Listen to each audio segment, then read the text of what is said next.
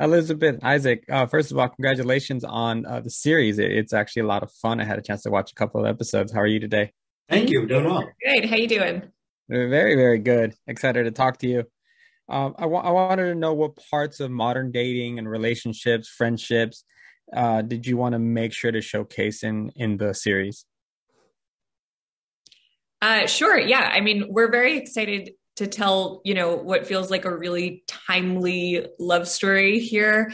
The first show, How I Met Your Mother, went off the air 8 years ago, I believe. And, dating apps weren't yet even really a thing at the time. So it feels like the dating landscape has really transformed. And we wanted to show that. We wanted to really capture sort of what it's like right now, trying to find love, obviously, when everyone's walking around with a whole lot of options sort of in their pocket in a way that they didn't used to be.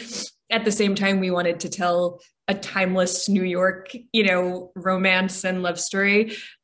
So I think, we were very conscious of balancing those two things, sort of capturing the moment, but also, making it just sort of feel like a story that could take place at any time in some ways. Yeah, and with you talking about How I Met Your Mother, it's such a beloved series. I wanted to know what characteristics from the original series, like what kind of structure, maybe things that stood out about it, you wanted to make sure to include with the new series without maybe oversaturating it or making it feel like you're just trying to redo it. Yeah, I think the main thing that we wanted to carry forward from How I Met Your Mother into How I Met Your Father was the storytelling device. There's something that Elizabeth and I both love about this kind of like looking back and reflecting on your life. There's the nostalgia it gives you, but it also makes things feel grand. When you look back, it makes you realize that all those little moments and little decisions that seem inconsequential when you're living them actually have this profound impact on how your life ends up. And so that sort of telling a child a story about your younger days and that framework was something that really attracted us. Yeah, it's definitely a lot of fun, and I think just that familiarity with me already had put me in ease and a mindset, and just really getting ready to get to know this new batch of characters, which are great, by the way. Speaking of which, what are some of the challenges in trying to find a group of actors and actresses that are going to be able to gel and really be a believable group of friends that are really just going through life together? Yeah, it's exactly that. You're looking for a group that you believe like each other and hang out together and make sense as friends together.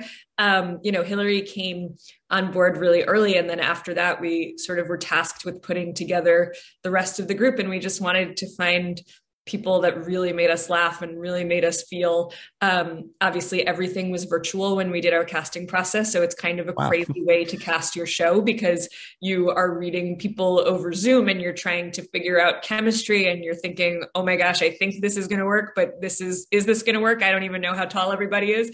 And then, at long last, we finally all got into a room together for our first read through of the pilot.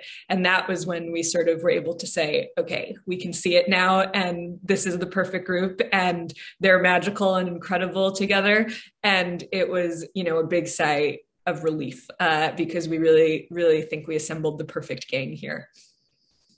In making a series, something that we all loved from some of our beloved series overall is kind of ongoing storytelling and things that last a while. For example, in How I Met Your Mother, you have like interventions, you have the slutty pumpkin, you have Snapsgiving and things like that.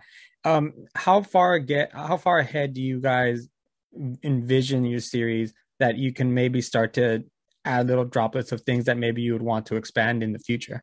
Yeah, we're always looking for those. I think that's so much of the fun of any like friend group show is like Mhm. seeing the little idiosyncrasies and traditions and inside jokes that develop amidst the group. So whenever something comes up, like in it, you find it on stage or in the writer's room, and you go, "Oh, that's really special." You try to remember it, like, "Oh, let's bring that back." It just makes everything feel more specific and alive, I think. And we've already done it, in this season. There's a moment where somebody mentions something that happened on a certain Halloween, and somebody says, "Don't talk about that," and we, know that we're coming back to it. We're already sort of trying to plant little things that we'll come back to later because, yeah, it does. It's what you do with your real friends, right? Like you have all of these references stored up amongst yourselves, and we're excited to drop those and then unpack them as the series continues.